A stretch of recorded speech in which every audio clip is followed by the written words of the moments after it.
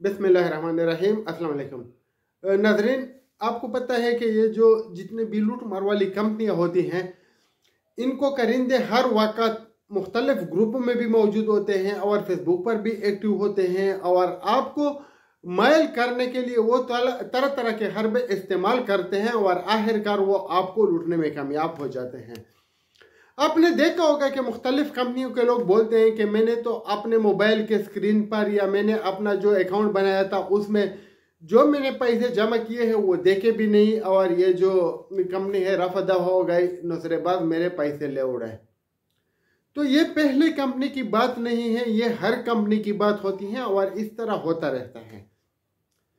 मुख्तलिफ कंपनियां अभी भी मार्केट में काम कर रही है, लोगों को लूट रही है और लूटना ही उनका काम है, दूसरा कोई काम नहीं होता है। बाकी मनी रोटेशन होता है, जो पैसे आप देते हैं वो दूसरे पे तकसीम होते हैं, जो दूसरा देते हैं वो आप पे तकसीम हो जाते हैं।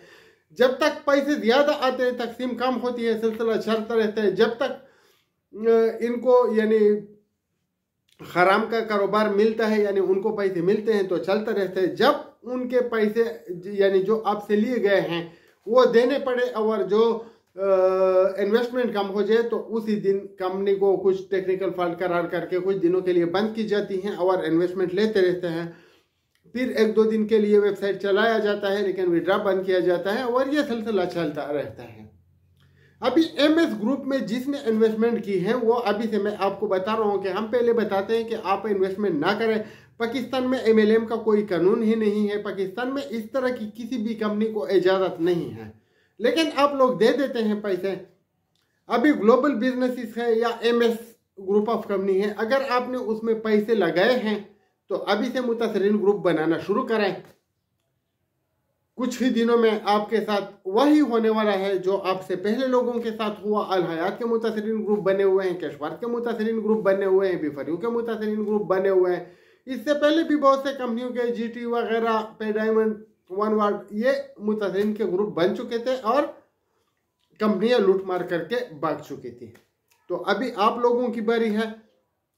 बात तो आपको समझ में आता नहीं है, जो हम आपको बता रहे होते हैं कि ना दे पैसे ना दे पैसे, उस टाइम तक तो आप लोगों को समझ में नहीं आता। अभी कल भी एक भाई बता रहा था कि देखो ग्रुप में कितने वो शेयर किए जा रहे हैं कि इसने इतनी इन्वेस्टमेंट की, इसने इतनी इन्वेस्टमेंट की और लोगों को मिल भी रहा है। तो मैंने उनको वही समझा कि बीफर यू का भी ऐसा ही सिलसिला चल रहा था, कैशवर्थ का भी इसी तरह की बातें हो रही थी, बाकी कंपनियों की भी यही बातें हो रही थी कि दे रहे हैं ले रहे हैं। फिर क्या हुआ, देना बंद, लेना चालू। फिर लेना भी लोगों ने वो तो ले रहे थे लेकिन लोगों ने देना बंद कर दिया। ये लोग देंगे नहीं, अपने पॉकेट से 1 रुपया भी नहीं देंगे, वो आपकी जमा पूंजी पे नजर रखे हुए हैं। आपके पास जो पैसे हैं ये लेने के लिए वो तरह तरह के हरबे इस्तेमाल करते हैं। अभी आप अपने ऊपर सोच समझ कर यानी नजर दौड़ाए कि अगर आपने एक कंपनी में पैसे लगाए, आपके साथ धोखा हुआ, तो दूसरे में लगाने की जरूरत है। लालच तो आप में भी है, वो तो आपको मानना पड़ेगा। लेकिन हमारा मसला क्या है, हम दूसरों को ब्लेम करते हैं। तो दूसरों को ब्लेम करना छोड़ दे, अपने ऊपर नजर दौड़ाए, लालच में ना आए और इन जालिमों को पैसे ना दे। बीफर का जो सैफुर रहमान है वो आप लोगों की नजर में है, कितनी बड़े बड़े दावे करता था, कितनी बड़ी बड़ी बातें करता था। आपके साथ क्या हुआ? लेकिन सैफुर रहमान के साथ हमारी इन्वेस्टमेंट है, उनके साथ जो हम करेंगे वो दुनिया देखेगी। आप भी देखेंगे, हम भी देखेंगे, दुनिया भी देखेगी। पैसा तो उसके बाप को भी देना पड़ेगा, पैसा तो हम छोड़ने वाले नहीं हैं। लेकिन वो अपनी मर्जी से कभी नहीं देगा।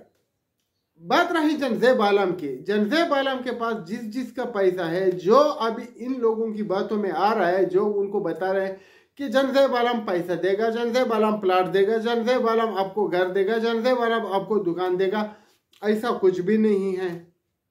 जनजेब आलम मार्केट में इसलिए नहीं आया था कि आपको दुकान का मालिक बनाए, इसलिए नहीं आया था कि आपको घर का मालिक बनाए, इसलिए नहीं आया था कि आपको प्लाट दे दे। वो अपनी जो उनकी जरूरत जिंदगी है, उनको जितना पैसा चाहिए था वो ले उड़ा, वही उसका मेन मकसद था। वो अपने मकसद में कामयाब हो गया। अभी अब अपना एक मकसद बना ले, उनसे अपने पैसे वापस लेने का। वो आप कैसे कर सकते हैं, किस तरीके से कर सकते हैं, हम आपको मना नहीं करेंगे। लेकिन जिन लोगों को तरीका नहीं आता, जो नहीं ले सकते, जिनको पता नहीं है कि हम क्या करें, उनके लिए हम यही बता रहे हैं कि आप नेब और FIA के साथ रब्ता करें। ये इदारे पाकिस्तान में काम कर रहे हैं।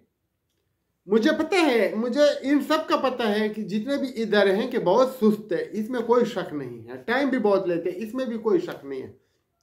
लेकिन इन नुसरतबाजों को कूला छोड़ना भी गलत बात है। रिकवरी इनसे 10 साल बाद होती है या 10 दिन बाद होती है या 10 महीने बाद होती है, रिकवरी तो हमने करनी है। अगर हम नहीं करेंगे, हम इनको छोड़ेंगे तो ये बार बार मार्केट में आएंगे। आप लोग दुआ करें, जब हम सैफ रहमान को जेल में डालेंगे, आप लोग देखेंगे जब उनको कैद बमुशक्कत सुनाया जाएगा अल्लाह के फजल व करम से, तो फिर ये लोग सोच समझकर फैसला करेंगे। अभी तक तो होता है कि करोड़ लूट लिया, 50 लाख तकसीम किया, बस बात खत्म। 50 करोड़ लूट लिया, कुछ इधर कुछ उधर, बात खत्म। अभी ये नहीं होगा। अभी इन लोगों को जेल में भिजवाना आपका काम है, हमारा काम है, जो इन्वेस्टर है उनका काम है।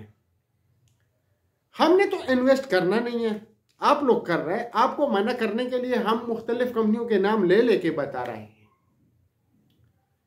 वो हमें धमकी दे, हमारे बात में गलत बात बके, सही बात आए, कुछ भी करे, हम मना होने वाले नहीं है।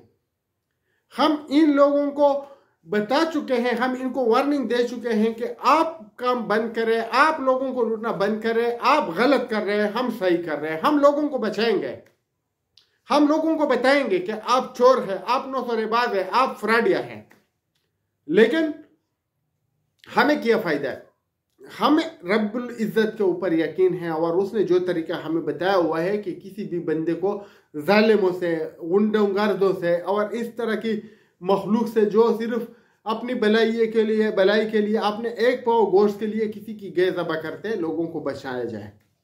तो हम बचाने की कोशिश करते हैं, हम अल्लाह के बताए हुए रास्ते पर चलने की कोशिश करते हैं। लेकिन ये भटके हुए लोग हैं और इनकी जो है किस्मत में खुशी नहीं है।